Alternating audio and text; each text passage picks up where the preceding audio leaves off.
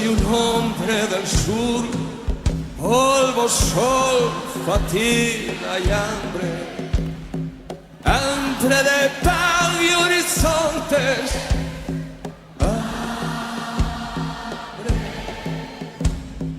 bajo la piel resecada, ríos sólidos de sangre y el corazón asfixiado, sin venas para aliviarte, los ojos ciegos, los ojos ciegos de tanto mirarte, sin verte Asturias del alma, hija de mi misma madre.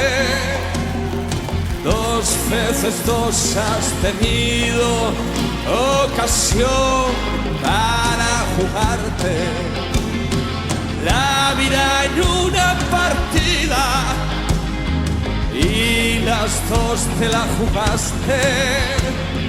¿Quién derribará ese árbol de Asturias ya sin ramaje?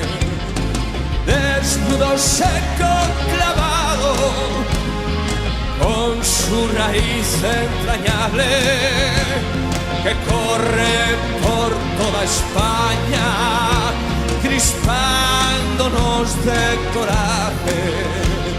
Mirad, obreros del mundo, su silueta recortarse contra ese cielo impasible, vertical, inquebrantable, firme sobre roca firme, herida viva su carne. Millones de puños gritan su cólera por los aires. Millones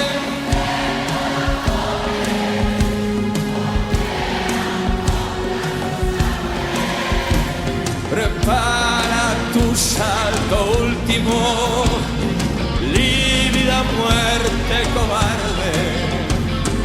Prepara tu último salto, que Asturias está guardándote sola en mitad